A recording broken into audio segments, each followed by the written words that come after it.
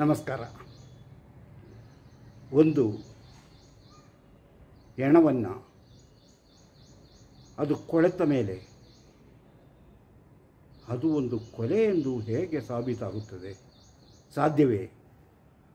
ಡಾಕ್ಟರ್ಗಳು ಅದು ಹೃದಯಾಘಾತದಿಂದ ಆದಂಥ ಒಂದು ಸಾವು ಎಂದು ಹೇಳಿದ ಮೇಲೂ ಅದನ್ನು ಕೊಲೆ ಎಂದು ನಿರೂಪಿಸಲು ಏನೆಲ್ಲ ಪ್ಲಾನ್ ಮಾಡಿದರು? ಅದರಿಂದ ಏನಾಯಿತು?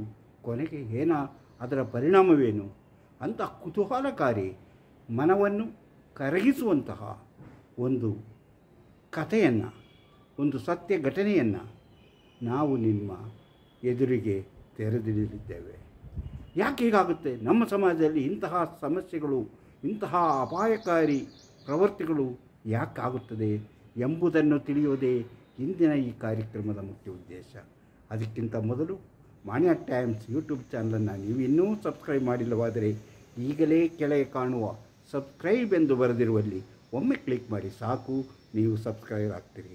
ಹಾಗೆಯೇ ಪಕ್ಕದಲ್ಲಿ ಕಾಣುವ ಗಂಟೆಯ ಚಿಹ್ನೆಯನ್ನು ಒಮ್ಮೆ ಕ್ಲಿಕ್ ಮಾಡಿದರೆ ಮಾನ್ಯ ಟೈಮ್ಸ್ ಯೂಟ್ಯೂಬ್ ಚಾನಲಲ್ಲಿ ಯಾವುದೇ ಹೊಸ ವೀಡಿಯೋ ಅಪ್ಲೋಡ್ ಆದ ಕೂಡಲೇ ನಿಮ್ಮ ಮೊಬೈಲಿಗೆ ನೋಟಿಫಿಕೇಷನ್ ಬರುವುದರಿಂದ ನೀವು ಎಲ್ಲ ವೀಡಿಯೋಗಳನ್ನು ನೋಡಿ ಹೆಚ್ಚು ಹೆಚ್ಚು ವಿಷಯಗಳನ್ನು ತಿಳಿದುಕೊಂಡು ನಿಮ್ಮ ಜೀವನಕ್ಕೆ ಅನುಕೂಲವಾಗುವಂಥ ವಿಷಯಗಳನ್ನು ನಿಮ್ಮ ಜೀವನ ಅಳವಡಿಸಿಕೊಂಡಾಗ ನೀವು ಜೀವನದಲ್ಲಿ ಅಭಿವೃದ್ಧಿ ಆಗ್ತೀರಿ, ಯಶಸ್ವಿಯಾಗ್ತೀರಿ. ಇಂತಹ ಅಪಾಯಗಳಿಂದ ನೀವು ಪಾರಾಗಲು ಸಾಧ್ಯ. ಪ್ರತಿಯೊಂದು ವಿಡಿಯೋವನ್ನು ಆರಂಭದಿಂದ ಕೊನೆಯವರೆಗೂ ನೋಡಿ, ಲೈಕ್ ಮಾಡಿ, ಶೇರ್ ಮಾಡಲು ಮರೆಯಬೇಡಿ. ಈಗ ನಾನು ಇಂದಿನ ವಿಷಯಕ್ಕೆ ಬರ್ತೇನೆ. ಈ ಘಟನೆ ನಡೆದಿರೋದು ಕೇರಳದ ಚಾವಕ್ಕಾಡು ಎಂಬ ಊರಿನಲ್ಲಿ. ಅಲ್ಲಿ ಜಾನ್ ಎಂಬ ಒಬ್ಬ ತರಕಾರಿ ವ್ಯಾಪಾರಿ ಇದ್ದ. ಜಾನನ್ ತರಕಾರಿ ವ್ಯಾಪಾರಿ ಅಂದರೆ ಅವನು ಹೋಲ್ಸೇಲ್ ವ್ಯಾಪಾರಿ. ಆ ಊರಿಗೆಲ್ಲ ಅವನು ತರಕಾರಿಯನ್ನು ಸಪ್ಲೈ ಮಾಡ್ತಾಯಿದ್ದ, ತರಕಾರಿಯನ್ನು ಕೊಂಡು ತಂದು ಸಪ್ಲೈ ಮಾಡ್ತಿದ್ದ. ಹೀಗೆ ಅವರ ಜೀವನ ಚೆನ್ನಾಗೇ ನಡೀತಾ ಇತ್ತು. ಅಂತಹ ಘಟನೆಯಲ್ಲಿ ಒಮ್ಮೆ ಒಂದು ಇವನ ಅಂಗಡಿಯಲ್ಲಿರುವಂಥದ್ದು 2 ಕಡೆಯೂ ರಸ್ತೆ, 3 ಕಡೆ ರಸ್ತೆ ಇರುವಂತಹ ಒಂದು ಕಾರ್ನರ್ ಇದರಲ್ಲಿ. ಅದರಲ್ಲಿ 2 ರಸ್ತೆಗಳು ಮುಖ್ಯವಾದ ರಸ್ತೆಗಳು, ಒಂದು ಓಣಿಯ ಥರ ರಸ್ತೆಗಳು. ಹೀಗೆ ಮುಂದುಗಡೆ ಒಂದು ವರಾಂಡ ಇರುವಂಥ ಒಂದು ಅಂಗಡಿ, ಅಂದರೆ ಇದು ದೊಡ್ಡ ಅಂಗಡಿ. ಹಾಗೆಯೇ ಪಕ್ಕದಲ್ಲಿ ಒಂದು ತಾತ್ಕಾಲಿಕವಾದಂಥ ಒಂದು ಸೆಡ್ಡು ಸಹ ಇದೆ. ಅಲ್ಲಿ ಜನಗಳು ಬಿಸಿಲಿನಿಂದ ಅಥವಾ ಮಳೆಯಿಂದ ರಕ್ಷಣೆ ಪಡೆಯಲು ಆಗಾಗ್ಗೆ ಬಂದು ನಿಂತುಕೊಳ್ಳುವ ರೂಢಿ ಇತ್ತು. ಅದೊಂದು ದಿನ ಸಂಜೆಯ ಹೊತ್ತು ಮಳೆ ಹನಿಯತ್ತು ಆರಂಭಿಸಿತು. ಜನಗಳು ಬಂದು, ಕೆಲವರು ಬಂದು ಆ ತಾತ್ಕಾಲಿಕವಾದ ಶೆಡ್ಡಿನಲ್ಲಿ ಮಳೆ ನೆನೆಯದೆ ನಿಂತ್ಕೊಂಡಿದ್ದರು. ಇನ್ನೇನು ಅಂಗಡಿ ಮುಚ್ಚಬೇಕು. ಅಂಗಡಿ ಮುಚ್ಚುವಂಥ ಸಮಯ. ಈ ಜಾನಿಯ ಅಂಗಡಿಯಲ್ಲಿ 3 ಜನ ಕೆಲಸಗಾರರಿದ್ದರು. ಅವರು ತರಕಾರಿಗಳನ್ನೆಲ್ಲ ಒಳಗೆ ತೆಗೆದಿಡುವಂಥ ಕೆಲಸದಲ್ಲಿ ತೊಡಗಿದ್ದರು. ಆಗ ಜೋನಿ ಎಂದಿನಂತೆ ತನ್ನ ಗಲ್ಲದ ಚೇರ್ನಲ್ಲಿ ಕುಳಿತುಕೊಂಡು ತನ್ನ ಅಂದಿನ ಲೆಕ್ಕವನ್ನು ಬರೆಯುತ್ತಾ ಕುಳಿತುಕೊಂಡಿದ್ದ. ಅವನು ಹಿಂದಕ್ಕೆ ತಿರುಗಿ ಕೂತ್ಕೊಂಡಿದ್ದ. ಈಗ ಅಂಗಡಿ ಕಡೆಯಿಂದ, ಹೊರಗಡೆಯಿಂದ ಒಂದು ಕಡೆಯಿಂದ ನೋಡಿದರೆ ಅವನ ಬೆನ್ನು ಮಾತ್ರ ಕಾಣಿಸ್ತಾ ಇತ್ತು, ಇನ್ನೊಂದು ಕಡೆಯಿಂದ ನೋಡಿದ ಮುಖ ಕಾಣಿಸ್ತಾ ಇಲ್ಲ. ಹೀಗಿರುವಾಗ ಅವನು ಲೆಕ್ಕ ಬರೀತಿದ್ದ. ಇದ್ದಕ್ಕಿದ್ದಾಗೆ ಮಳೆ ಸ್ವಲ್ಪ ರಭಸವಾಗಿ ಸುರಿಯಲಾರಂಭಿಸಿತು. ಜನಗಳು ಮತ್ತಷ್ಟು ಅಲ್ಲಿ ಬಂದು ಆ ಪಕ್ಕದಲ್ಲೇ ಇರುವಂತಹ ಆ ಶೆಡ್ಡಿನಲ್ಲಿ ನಿಂತ್ಕೊಂಡಿದ್ದರು. ಇದ್ದಕ್ಕಿದ್ದಾಗೆ ಒಂದು ದೊಡ್ಡ ಸಿಡಿಲಿನಂಥ ಸದ್ದು ಕೇಳಿಸ್ತು. ಅದರೊಂದಿಗೆ ಜಾನಿ ಅಯ್ಯೋ ಅಂತ ಏನು ಹೇಳ್ದ, ಅಲ್ಲಿಗೆ ಕೂತುಬಿಟ್ಟ. ಆ ಸದ್ದು ಕೇಳಿದ ಜನಗಳೆಲ್ಲವೂ ಇವನು ಕುಸಿದಿರುವುದನ್ನು ನೋಡಿ ಬಂದು ಏನಾಯಿತು ಅಂತ ವಿಚಾರಿಸ್ತಾ ಆದರೆ ಅವನಲ್ಲಿ ಯಾವುದೇ ಪ್ರತಿಕ್ರಿಯೆ ಬರಲಿಲ್ಲ.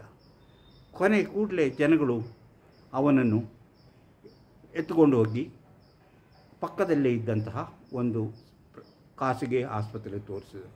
ಅಲ್ಲಿನ ಡಾಕ್ಟರು ಅವರನ್ನು ಪರೀಕ್ಷೆ ಮಾಡಿ ಹೇಳಿದರು, ಇವರ ಪ್ರಾಣ ಪಕ್ಷಿ ಹಾರಿ ಹೋಗಿದೆ, ಅವರಿಗೆ ಹಾರ್ಟ್ ಅಟ್ಯಾಕ್ ಆಗಿದೆ, ಅದರಿಂದ ಸಾವಾಗಿದೆ ಅಂತ ಹೇಳಿದರು. ಜನಗಳು ಇನ್ನೇನು ಮಾಡ್ತಾರೆ, ಅವರನ್ನ ಜೋನಿ ಮನೆಗೆ ಕರೆದುಕೊಂಡು ಬರ್ತಾರೆ. ಜೋನಿ ಮನೆಗೆ ಅವರ ಬಾಡಿಯನ್ನು ತೆಗೆದುಕೊಂಡ್ಬರ್ತಾರೆ. ಬಾಡಿಯನ್ನು ತೆಗೆದುಕೊಂಡ್ಬಂದು ಮಾರನೇ ದಿವಸ ಬೆಳಿಗ್ಗೆ ಎಂದಿನಂತೆ ಅವರ ಆಚಾರದಂತೆ ಅದರ ಸಂಸ್ಕಾರ ಮಾಡಲು ಎಲ್ಲ ಕೆಲಸ ಆರಂಭವಾಯಿತು. ಆಮೇಲೆ ಅಷ್ಟೊತ್ತಿಗೆ ಅವ್ರನ್ನ ಬಾಡಿಯನ್ನು ಸ್ನಾನ ಮಾಡಿಸಲು ಅವರು ಬಟ್ಟೆಯನ್ನು ಬಿಚ್ಚುವಾಗ ಅವರ PUCಯಲ್ಲಿ ಓದ್ತಿರುವ ಮಗ ನೋಡಿದಾಗ ಅವರ ಅಪ್ಪನ ಹೆಗಲಿನ ಹಿಂದೆ, ಅಂದರೆ ಅವರ ಹಿಂದುಗಡೆಯಿಂದ ಒಂದು ಸಣ್ಣ ಗಾಯ ಆಗಿರೋ ಗುರುತು ಕಾಣಿಸ್ತು. ಅವರಿಗೆ ಅವನು ನೋಡ್ದ, ಅವನಿಗೆ ಅನುಮಾನ ಆಯಿತು. ಅವನು ಅನುಮಾನ ಆದ್ಕೊಂಡು ಮತ್ತೆ ಅವನು ಶರ್ಟನ್ನು ನೋಡಿದಾಗ ಆ ಶರ್ಟ್ನಲ್ಲೂ ಆ ಥರ ಒಂದು ತೂತಾಗಿರುವುದು ಕಾಣಿಸಿತು. ಅವನಿಗೇನೋ ಅನುಮಾನ ಬಂತು. ನಮ್ಮಪ್ಪ ತೀರ್ಕೊಂಡಿದ್ದು ಹಾರ್ಟ್ ಅಟ್ಯಾಕಿನಿಂದ. ಇವರ ಶರ್ಟಿನ ಮೇಲೆ ಮತ್ತು ಮೈ ಮೇಲೆ ಈ ಥರ ಸಣ್ಣಗೊಂದು ಗಾಯ, ಏನು ದೊಡ್ಡ ಗಾಯ ಅಲ್ಲ, ಚಿಕ್ಕದಾಗಿ ಗಾಯ, ರಕ್ತ ಹರಿಯುವಂಥ ಒಂದು ಗಾಯ ಆಗಿತ್ತು. ಇವನು ತನ್ನ ಸಂಶಯವನ್ನು ತನ್ನ ಚಿಕ್ಕಪ್ಪನಿಗೆ ಹೇಳಿದ.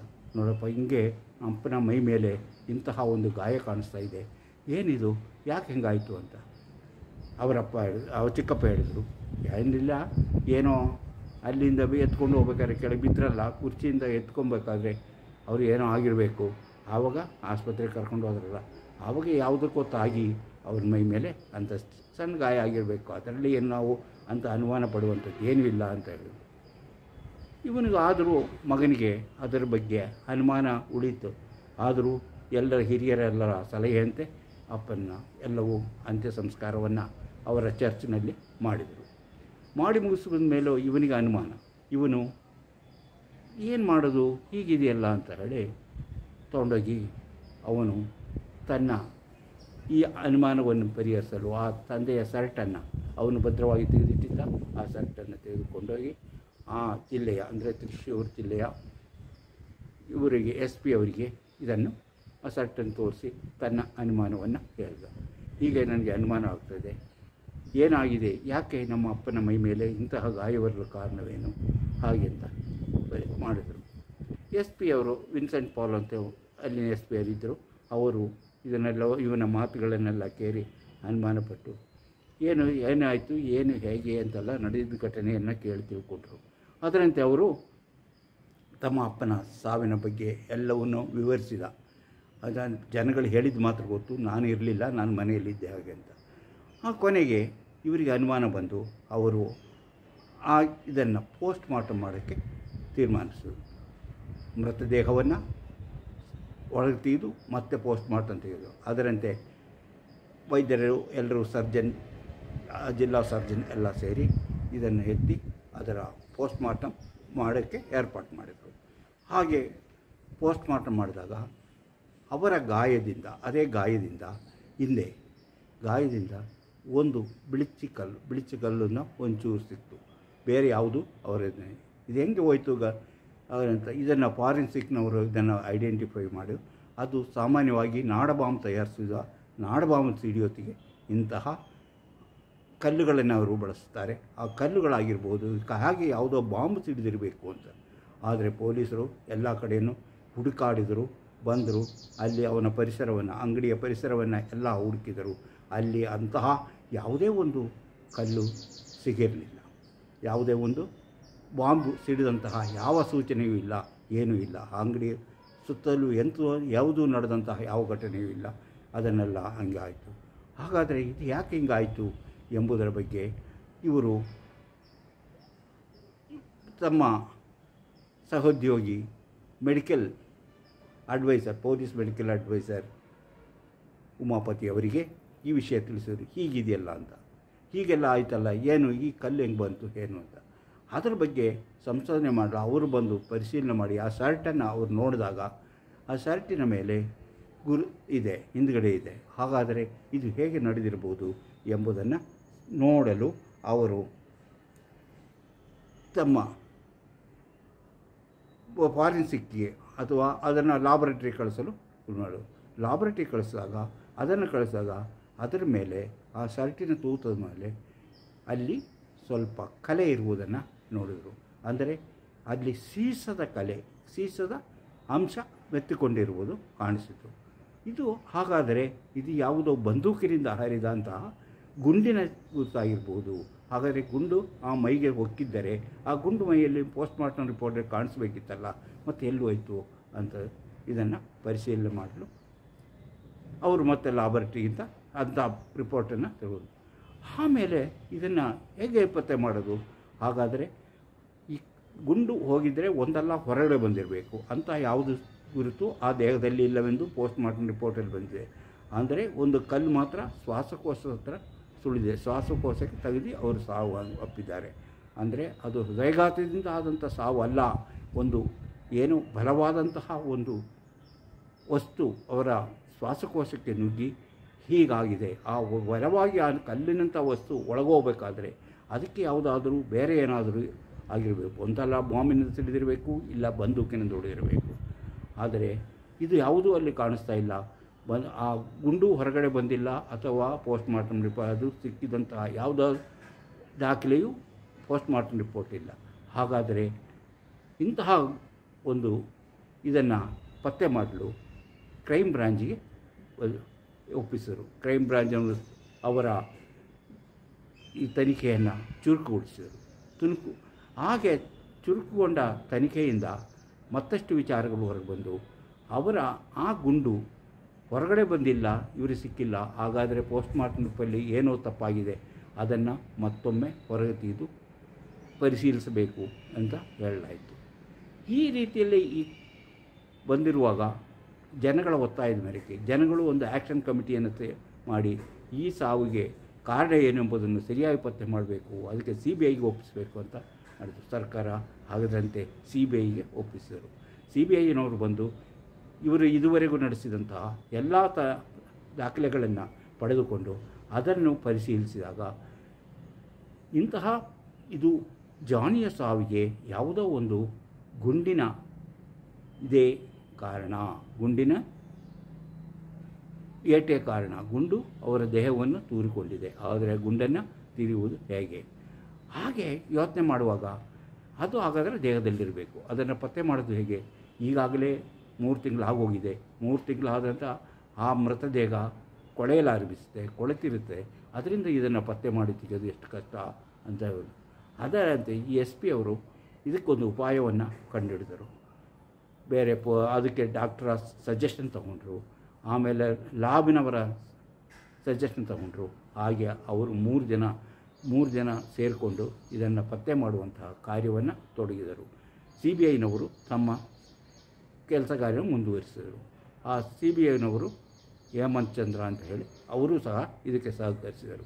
ಹೀಗೆ ಅವರು ಈ ಗುಂಡು ಕೊಡುವ ಈ ತರಬೇತಿ ಮಾಡುವಂತಹ ಶೂಟಿಂಗ್ ತರಬೇತಿ ಕೊಡುವಂಥ ಒಂದು ಸೆಂಟ್ರಲ್ಲಿತ್ತು. ಆ ಕಮಾಂಡೆಂಟ್ ಹತ್ರ ಹೋಗಿ ಅವರ ಹೆಸರು ಮಹೇಶ್ ಕುಮಾರ್ ಸಿಂಧೆ ಅಂತ, ಅವರ ಹತ್ರ ಹೋಗಿ ಇದನ್ನು ಹೇಳಿದಾಗ ಅವರು ಇದರ ಬಗ್ಗೆ ಗಮನ ಕೊಟ್ಟು ಶೂಟ್ ಮಾಡಿದರೆ ಯಾವ ರೀತಿಯಲ್ಲಿ ಯಾವ ಬಂದೂಕಿನಿಂದ ಎಷ್ಟು ಸಂದು ಹೋಗುತ್ತೆ.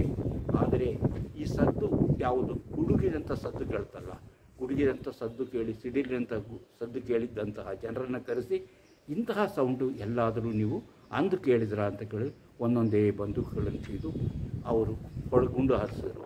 ಎಲ್ಲರೂ ಅದೆಲ್ಲ ಅಂಥ ಸೌಂಡಲ್ಲ. ಕೊನೆಗೆ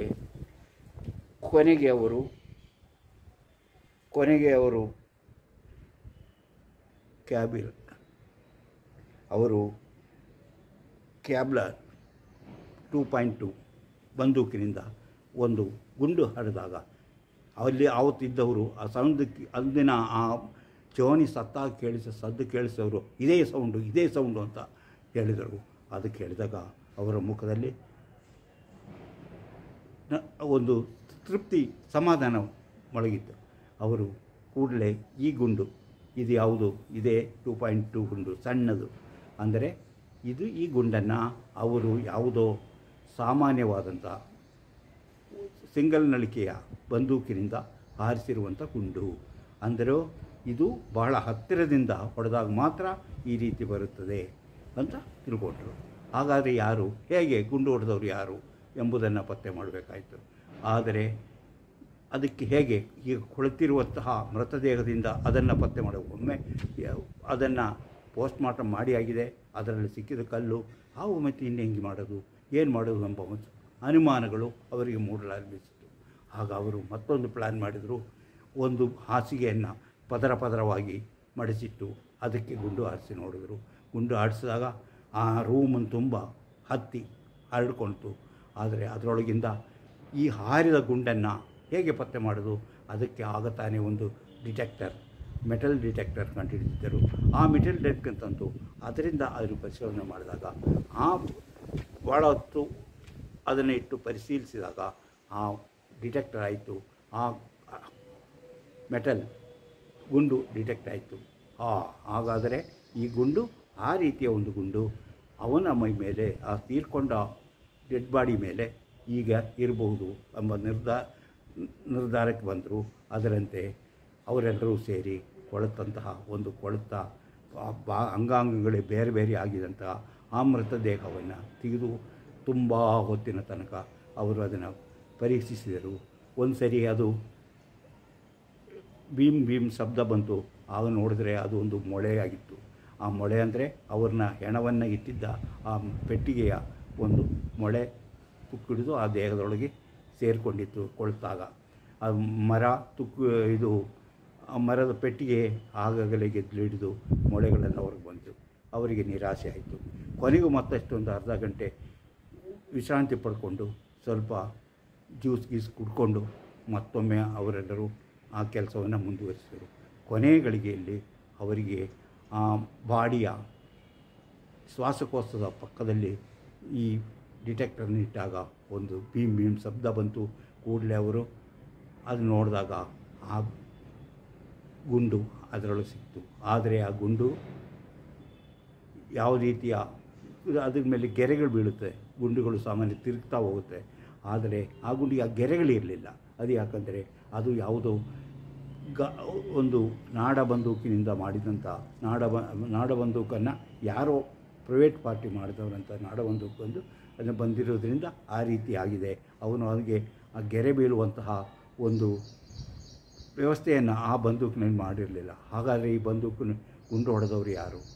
ಅಂದರೆ ಆ ಅಂಗಡಿಯ ವರಾಂಡದಲ್ಲೇ ನಿಂತು ಗುಂಡು ಹೊಡೆದಿರಬೇಕು. ಹಾಗಂತ ಜನಗಳನ್ನ ವಿಚಾರಿಸಿದಾಗ ನಮಗೆ ಗೊತ್ತಿಲ್ಲ, ಅದು ಯಾರೂ ನಾವು ನೋಡಿಲ್ಲ ಅಂತ. ಕೊನೆಗೆ ಬಹಳ ಜನಗಳ ವಿಚಾರಿಸಿದಾಗ ನಾವೆಲ್ಲರೂ ಈ ಸೌಂಡ್ ಕೇಳಿ ಅಂಗಡಿ ಒಳಗೆ ಓಡ್ತಿದ್ದಾಗ ಒಬ್ಬ ಮಾತ್ರ ಏನೂ ನಡೆದಿಲ್ಲಂತೆ, ಹಿಂದಕ್ಕೆ ನಡ್ಕೊಂಡು ಹೋಗ್ತಾ ಇದ್ದ ಎಂಬುದನ್ನು ನೆನಪು. ಆದರೆ ಅವನ ಮುಖವನ್ನು ಯಾರಿಗೂ ನೆನಪಿಲ್ಲ. ಆದರೆ ಅವನು ಕೊನೆಗೆ ಕೆಲವರು ಹೇಳಿದ್ರು, ಒಬ್ಬ ಬಂದು ಎಲ್ಲಿ ಸಿಗುತ್ತೆ ಇಂತಹ ಕ್ಯಾಲಿಬರ್ 2.2 ಇದೆಲ್ಲಿಯಾದರೂ ಸಿಗುತ್ತಾ ಅಂತ ವಿಚಾರಿಸ್ತಿರುವುದನ್ನು ಒಬ್ಬ ವ್ಯಕ್ತಿ ಬಂದು ವಿಚಾರಿಸೋದು ಗೊತ್ತಾಯಿತು. ಹಾಗಾದರೆ ಇವರಿಗೆ ಯಾರಿದ್ದಾರೆ ವಿರೋಧಿಗಳು? ಅವರ ಮನೆಯವರನ್ನೆಲ್ಲ ಹೋಗಿ ವಿಚಾರಿಸಿದ್ರು, ಇಲ್ಲ, ಯಾರೂ ವಿರೋಧಿ ಇಲ್ಲ. ಮತ್ತು ಅಕ್ಕಪಕ್ಕದನ್ನು ಎಲ್ಲರೂ ಅವನ ಬಗ್ಗೆ ಒಳ್ಳೆಯ ಮಾತುಗಳು ಮಾಡ್ತಾರೆ. ಯಾರೂ ಸಹ ಅವರನ್ನು ಕೆಟ್ಟದಾಗಿ ಹೇಳ್ತಾ ಇರಲಿಲ್ಲ. ಅವನಿಗೆ ಎಲ್ಲರೂ ಸ್ನೇಹಿತರೇ ಹೊರತು, ಅವನ ಪ್ರೀತಿ ವಿಶ್ವಾಸದಿಂದ ಇದ್ದವರೇ ಹೊರತು ಅಂಥ ವ್ಯಕ್ತಿಯನ್ನು ಯಾರು ಕೊಲೆ ಮಾಡ್ತಾರೆ? ಕೊನೆಗೆ ಇದೆಲ್ಲ ಹುಡುಕಿದ ಮೇಲೆ ಯಾರೂ ಸಿಕ್ಕಲಿಲ್ಲ. ಕೊನೆಗೆ ಇವರಿಗೆ ವ್ಯಾಪಾರದಲ್ಲಿ ಯಾರಾದರೂ ವೈರಿಗಳಿದ್ದಾರೆಯೇ ಎಂಬುದನ್ನು ಹುಡುಕಲು ಪ್ರಾರಂಭಿಸಿದರು. ಇವರ ಪಕ್ಕದಲ್ಲೇ ಇನ್ನೊಂದು ತರಕಾರಿ ಅಂಗಡಿ ಇತ್ತು, ಅವನು ಸಹ ಹೋಲ್ಸೇಲ್ ಅಂಗಡಿ. ಆದರೆ ಅವರಿಗೂ ಇವರಿಗೂ ಕಾಂಪಿಟೇಷನ್ ಜಾಸ್ತಿ ಇತ್ತು. ಕೊನೆಗೆ ಕಾಂಪಿಟೇಷನ್ ಇದ್ದಾಗ ಇವನು ಎಲ್ಲರೊಂದಿಗೂ ಸ್ನೇಹ ಭಾವದಿಂದ ಇರ್ತಾ ಇದ್ದ. ಆವಾಗ ಇವನಿಗೆ ಕಡಿಮೆ ಬೆಲೆಗೆ, ಅವನ ಅಂಗಡಿಗಿಂತ ಕಡಿಮೆ ಬೆಲೆಯಲ್ಲಿ ತರಕಾರಿಯನ್ನು ಮಾರಾಟ ಮಾಡಿದ. ಇದು ಅವನ ಕೋಪಕ್ಕೆ ಕಾರಣ ಆಗಿತ್ತು. ಆ ಕೋಪಕ್ಕೆ ಅವನು ಒಬ್ಬ ಬಾಡಿಗೆ ಕೊಲೆಗಾರನನ್ನು ನೇಮಕ ಮಾಡಿ ಈ ರೀತಿ ಕೊಲೆ ಮಾಡಿದ್ದೆಂದು ತಿಳಿದು ಬಂದಾಗ ಅವನಿಗೆ ಇವನ ಕೂಡಲೇ ಪೊಲೀಸ್ ಅರೆಸ್ಟ್ ಮಾಡಿ ಅವರ ವಿಚಾರಣೆಯನ್ನು ಮುಂದುವರಿಸಿದರು. ಆಮೇಲೆ ಅವನು ಬಾಡಿಗೆ ಕೊಲೆಗಾರನನ್ನು ಅರೆಸ್ಟ್ ಮಾಡಿದರು. ಹಾಗೆ ವಿಚಾರಣೆ ಮಾಡಿದಾಗ ಅವರು ಜಡ್ಜ್ ಕೇಳಿದರು, ಇಂತಹ ಡಿಟೆಕ್ಟರ್ನಿಂದ, ಕೊಳೆತ ಒಂದು ಮೇಣದಿಂದ, ಈ ರೀತಿ ಡಿಟೆಕ್ಟರ್ನಿಂದ, ಮೆಟಲ್ ಡಿಟೆಕ್ಟರಿಂದ ಯಾವುದಾದ್ರೂ ಕೇಸಲ್ಲಿ ಈಗ ಇಂತಹ ಪತ್ತೆ ಕಾರ್ಯ ನಡೆದಿದೆಯೇ ಎಂಬುದನ್ನು ಇದಕ್ಕೆ ತನಿಖಾ ಸಂಸ್ಥೆಯ ಮುಖ್ಯಸ್ಥರನ್ನು ಕೇಳಿದರು. ಅವರು ಹೇಳಿದರು, ಇಲ್ಲ, ನಮ್ಮ ಭಾರತದಲ್ಲಿ ಎಲ್ಲೂ ಸಹ ಅಲ್ಲದ ಪ್ರಪಂಚದಲ್ಲೇ ನಾನು ಈ ರೀತಿಯ ಡಿಟೆಕ್ಟರ್ನಿಂದ ಒಬ್ಬ ಕೊಲೆಗಾರನ ಕೊಲೆಯಾದಂತಹ ಒಂದು ಸಾಕ್ಷ್ಯವನ್ನು ಪತ್ತೆ ಮಾಡಿದಂತಹ ಯಾವ ದಾಖಲೆಯೂ ನಮಗೆ ತಿಳಿದಿಲ್ಲ. ಇದು ಮೊಟ್ಟ ಮೊದಲನೇದೆಂಬ ಅಭಿಪ್ರಾಯ ನನ್ನದು ಅಂತ ಹೇಳಿದರು. ಹೀಗೆ ಇಂತಹ ವ್ಯಾಪಾರ ವ್ಯವಹಾರದಿಂದ ಒಬ್ಬ ವ್ಯಕ್ತಿಯನ್ನು ಕೊಲೆ ಮಾಡುವಂತಹ, ತನ್ನ ಪ್ರತಿಸ್ಪರ್ಧಿಯಾದಂತಹ ವ್ಯಾಪಾರಿಯನ್ನು ಕೊಲೆ ಮಾಡುವಂತಹ ಕ್ರಿಯೆಗಳು ಬಹಳ ಅಪಾಯಕಾರಿ. ತಮ್ಮ ವ್ಯಾಪಾರದಲ್ಲಿ ತನಗೆ ಪ್ರತಿಸ್ಪರ್ಧಿಯಾಗಿರುವುದರಿಂದ ತನ್ನ ವ್ಯಾಪಾರ ಕಡಿಮೆ ಆಯಿತು ಅಂತ ಒಂದೇ ಕಾರಣದಿಂದ ಒಬ್ಬ ವ್ಯಾಪಾರಿಯನ್ನು ಹೀಗೆ ರೀತಿ ಕೊಲೆ ಮಾಡಿಸುವುದು ಅನ್ಯಾಯ. ಅಂತಹವರು ಶಿಕ್ಷೆ ಅನುಭವಿಸಲೇಬೇಕು. ಈಗ ಅವರು ಅಂಥ ಶಿಕ್ಷೆ ಅನುಭವಿಸ್ತಿದ್ದಾರೆ. ಇಂತಹ ಹಲವಾರು ಕಥೆಗಳಿವೆ. ಅಂಥ ಕಥೆಗಳನ್ನು ನಾವು ಮುಂದಿನ ವೀಡಿಯೋಗಳಲ್ಲಿ ಹೇಳ್ತೇನೆ.